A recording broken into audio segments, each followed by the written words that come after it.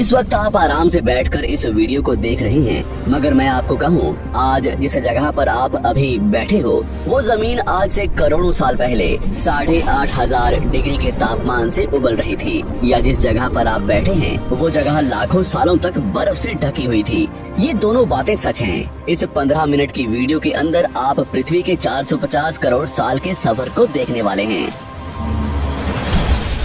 जिस जगह आज हमारा सौरमंडल है, वहाँ विभिन्न प्रकार की गैस और धूल के बादल हुआ करते थे। वैज्ञानिकों के मुताबिक इन धूल के बादलों से दूर एक तारा हुआ करता था। वक्त के साथ साथ उस तारे की ऊर्जा कम होने लगी, जिसके कारण उसके अंदर एक विशाल विस्फोट हुआ। विस्फोट की वजह से अंतरिक्ष की ये धूल एक दूसरे से दबने लगी। इस दौरान बादलों में स्थित धूल के कण दबाव और गर्मी के कारण बड़े उल्कापिंड और पत्थरों में परिवर्तित हो चुके थे, और इसी दबाव की वजह से इन बादलों में स्थित रेडियो एक्टिव पदार्थ ने ग्रेविटी का निर्माण किया। इस ग्रेविटी के कारण बीच में हाइड्रोजन और हीलियम इकट्ठा होने लगे। बीच के इस भयंकर दबाव के कारण एक विशाल विस्फोट हुआ, और इसी विस्फोट के कारण हमारे सूरज का जन्म हुआ। अंतरिक्ष में फैले एस्ट्रॉयड यानी क्षुद्र ग्रहों में भारी वजन की वजह से सूरज के करीब आकर सूरज की परिक्रमा करने लगे। धीरे धीरे इन्हीं एस्ट्रॉयड में भारी टकराव हुआ, जिसके फलस्वरूप मरकरी, विनस, अर्थ और मार्स जैसे ग्रहों का निर्माण हुआ। वैज्ञानिकों के मुताबिक उस वक्त पृथ्वी और मार्स यानी मंगल ग्रह के बीच थिया नामक ग्रह सूरज की परिक्रमा किया करता था। पृथ्वी पर ग्रेविटी होने की वजह से सूरज की परिक्रमा करने वाले एस्ट्रॉयड अब पृथ्वी की परिक्रमा करने लगे, और धीरे धीरे करोड़ों सालों तक ये पृथ्वी पर गिरते रहे। और ऐसी ही घटना हमारे पड़ोसी ग्रह थिया पर भी हो रही थी, जिसके कारण थिया पृथ्वी के और करीब आने लगा और आकर पृथ्वी से टकराया। इस भयंकर टकराव की वजह से पृथ्वी के हिस्से कणों के रूप में अंतरिक्ष में फैल गए और एक रेस की तरह पृथ्वी की परिक्रमा करने लगे। इन्हीं परिक्रमा करते हुए कणों में टकराव होने लगा, जिसके कारण हमारे चांद का निर्माण हुआ।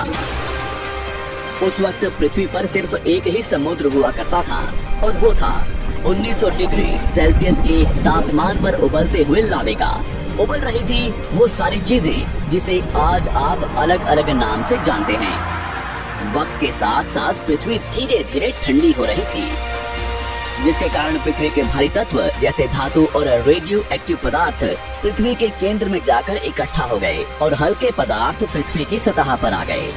लाखों सालों तक पृथ्वी पर उल्कापिंडों की बरसात हुई, और इन गिरते हुए उल्कापिंडों में जमा था नमक, मिनरल्स और पानी।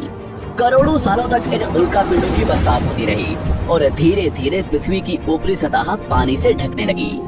वैज्ञानिकों के मुताबिक यही वो वक्त था जब दूर गहरे पानी के अंदर निकलते ज्वालामुखियों से पहली बार सूक्ष्म जीवों का निर्माण हुआ। लाखों सालों बाद एक वक्त ऐसा आया जब पृथ्वी की पूरी सतह पानी से ढक चुकी थी।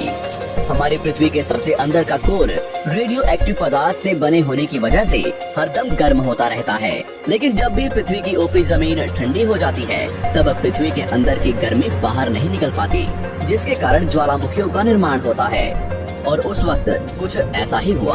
पानी से ढकी हुई पृथ्वी पर हजारों की तादाद में ज्वालामुखी निकलने लगे, और आने वाले लाखों सालों तक इन ज्वालामुखियों का निकलना जारी रहा, जिससे पानी के ऊपर जमीन का निर्माण हो रहा था। इस वक्त भी पृथ्वी पर वातावरण न होने की वजह से अंतरिक्ष से उल्कापिंडों की बरसात हो रही थी। आज से लगभग 300 करोड़ साल पहले पृथ्वी पर ऐसा वक्त आया जब पृथ्वी का वातावरण लगभग स्थिर होने लगा था। ज्वालामुखी निकलने धीरे हो गए थे, और पृथ्वी का एक दिन 12 घंटे का हुआ करता था।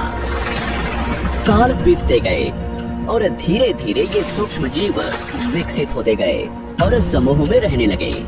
आज से लगभग 250 करोड़ साल पहले पहली बार पृथ्वी पर ऐसे जीवों का निर्माण हुआ जो जीने के लिए ये पानी के अंदर के मिनरल्स यानी खनिज पदार्थ और धूप का इस्तेमाल करते थे, और मल त्याग के रूप में ऑक्सीजन बाहर निकालते थे।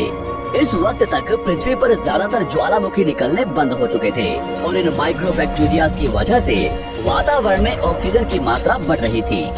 वातावरण में ऑक्सीजन बढ़ने की वजह से पृथ्वी का वायुमंडल बनना शुरू हुआ, और आने वाले हजारों सालों तक वातावरण में ऑक्सीजन की मात्रा बढ़ती रही।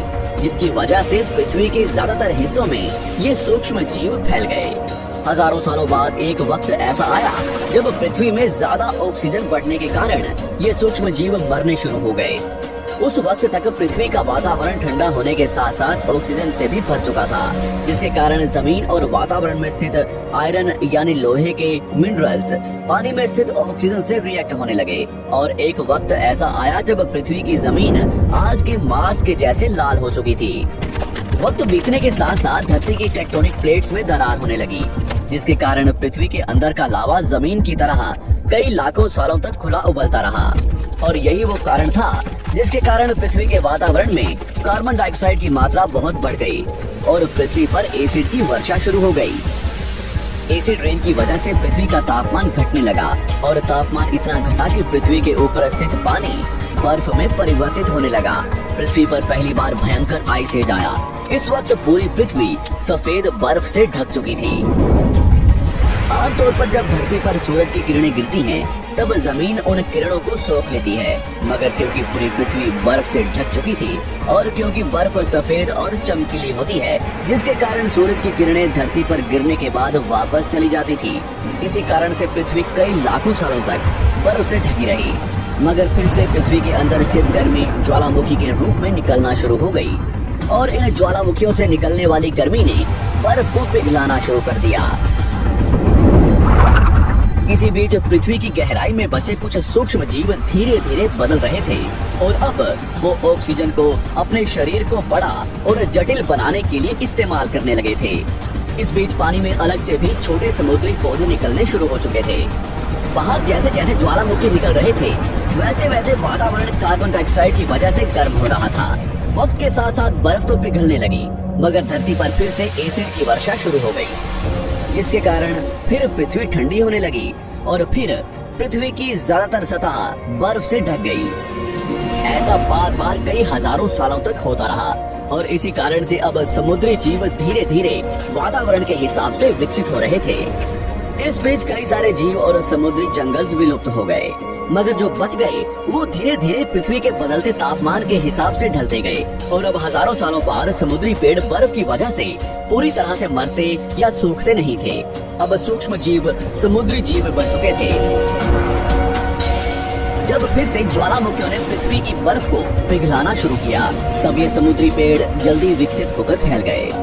धीरे धीरे वातावरण में ऑक्सीजन की मात्रा बढ़ने लगी और पृथ्वी पर होने वाली एसिड की वर्षा कम होने लगी। वातावरण में ऑक्सीजन आने की वजह से पृथ्वी की ओजोन लेयर्स मोटी होने लगी और आज से लगभग 47 करोड़ साल पहले पृथ्वी की ऊपरी सतह पर पहली बार मोसोस नामक प्लांट उगना शुरू हुआ।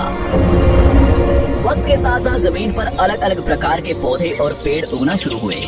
एक वक्त ऐसा आया जब जमीन के पेड़ों की लंबाई लगभग 80 से 100 फीट जितनी या आज के 5 से 6 मंजिला बिल्डिंग जितनी ऊंची हो चुकी थी। ये वो वक्त था जब समुद्री जानवर समुद्र से बाहर निकल रहे थे और जमीनी जानवरों में परिवर्तित हो रहे थे। धरती की ज्यादातर जमीन एक जगह इकट्ठी हो चुकी थी, जिसे आज हम पैंजिया महाद्वीप के नाम से जानते हैं। पृथ्वी का वातावरण और तापमान लगभग स्थिर हो चुका था और अब करीब 21 से 23 घंटे का दिन हुआ करता था। अब समुद्री जीव पानी से बाहर रहने लगे थे और वातावरण के हिसाब से उनके शरीर का रंग रूप बदल रहा था। धीरे धीरे ये जमीनी जानवर डायनासोर्स में परिवर्तित हो गए। जिन डायनासोर्स ने पेड़ पौधे खाने शुरू कर दिए, उनका शरीर लंबा और विशाल रूप से विकसित होने लगा। कुछ डायनासोर्स शिकार किया करते थे, जिसके कारण वे छोटे और तेज होते चले गए।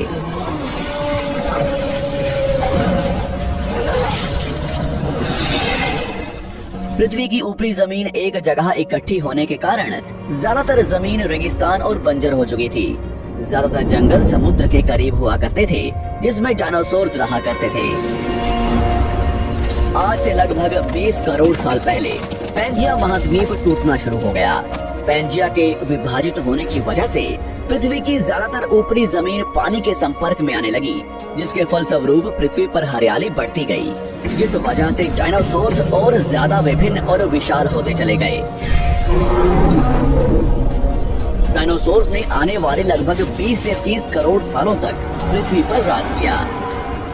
उस वक्त डायनासोर्स समुद्र से लेकर जमीन और आसमान तक पूरी पृथ्वी पर राज किया करते थे। इस दौरान अफ्रीका से टूटा भारत सीधे आकर आज के तिब्बत से टकराया और इस टकराव की वजह से हिमालय का निर्माण हुआ। आज से लगभग 6.5 करोड़ साल पहले पृथ्वी की तरफ आज के माउंट एवरेस्ट से भी बड़ा लगभग 4.5 लाख करोड़ किलो जितना वजनीय उल्कापिंड लगभग 80,000 किलोमीटर प्रति घंटे की स्पीड से पृथ्वी की तरफ आ रहा था। पृथ्वी की सतह को छूते ही उसमें भयंकर आग लगी और वो जलते हुए सीधा पृथ्वी से टकराया। इस टकराव से निकलने वाली ऊर्जा आज के 10 करोड़ परमाणु बम एक साथ फटने के बराबर थी। जहाँ ये उल्कापिंड गिरा वहाँ के जानवर और पेड़ तुरंत भाप बनकर जल गए। गिरते ही पृथ्वी पर पूरी तरह धूल फैलने लगी। समुद्र में भयंकर बाढ़ आने लगी। भूकंप और आग ने पृथ्वी को जलाना शुरू कर दिया। कुछ ही घंटों में पूरी पृथ्वी के वातावरण में हानिकारक गैस और धूल की वजह से पृथ्वी नर्क हो चुकी थी। डायनासोर्स, घुटन, आग और भूखमरी से पूरी तरह विलुप्त हो गए। इस वक्त हमारे पूर्वज जमीन के अंदर रहा करते थे, जिसके कारण वो इस विशाल प्रलय से बच गए। पृथ्वी का वातावरण पूरी तरह से काला और अंधेरा हो चुका था, जिससे धूप भी जमीन तक नहीं पहुंच पा रही थी। पृथ्वी के पेड़ और ज्यादातर जानवर विलुप्त हो गए। वातावरण में धूल और हानिकारक गैस के कारण पृथ्वी पर फिर से एसिड की वर्षा शुरू हो गई और फिर पृथ्वी ठंडी होकर बर्फ से ढक गई। लेकिन इस बार पृथ्वी की बर्फ लाखों सालों तक नहीं जमी रही और 80 से 90 हजार साल बाद ये बर्फ पिघलनी शुरू हो गई। जैसे ही धरती पर वातावरण फिर से पहले जैसा होने लगा, वैसे ही ये छोटे जीव जमीन से बाहर आना शुरू हो गए। उस वक्त पृथ्वी की बर्फ पिघलनी शुरू ही हुई थी, जिसके कारण अफ्रीका में घने ठंडे जंगल हुआ करते थे और इसी बीच ये जमीनी जीव बंदरों में परिवर्तित हुए। मगर जैसे जैसे पृथ्वी गर्म होने लगी, वैसे वैसे अफ्रीका के ये जंगल सूखने लगे। जंगल की चीजें खाने वाले बंदरों को खाने की कमी होने लगी। खाने की तलाश में इन बंदरों ने अपने पैरों पर चलना शुरू कर दिया, जिससे उन्हें दूसरे जानवरों के शिकार करने में मदद मिलती थी। धीरे धीरे बंदर एप्स यानी वानर में परिवर्तित हुए। खाने की तलाश में ये एप्स पृथ्वी के दूसरे हिस्सों में फैलने लगे और धीरे धीरे उनके शरीर का रंग रूप वहाँ के मौसम के हिसाब से बदलता गया। वक्त के साथ साथ हम आदिवासी बने। हमने हथियारों से लेकर आग का आविष्कार किया। हम धीरे धीरे इंसान के रूप में विकसित हुए। हमने धर्म से लेकर परिवार, भाषा और संस्कृति का निर्माण किया और वक्त के साथ साथ हम विकसित होते चले गए और आज हम इस पृथ्वी की सबसे विकसित प्रजाति बन चुके हैं। पृथ्वी को आज के जैसे बनने में लगभग 450 करोड़ साल का वक्त लगा है और हमें एक छोटे जमीन में रहने वाले जानवर से इंसान बनने में कई लाखों सालों का। मगर हमने इन 100 सालों में जितना पृथ्वी को गंदा और तबाह किया है, उतना आज तक किसी भी प्रजाति ने नहीं किया होगा। हम फिर से धरती को गर्म कर रहे हैं और कार्बन डाइऑक्साइड की मात्रा बढ़ा रहे हैं। वैज्ञानिकों का मानना है कि पृथ्वी पर फिर से विशाल परिवर्तन होने वाला है। भविष्य में पृथ्वी कैसी होगी, जानेंगे हमारी अगली वीडियो में।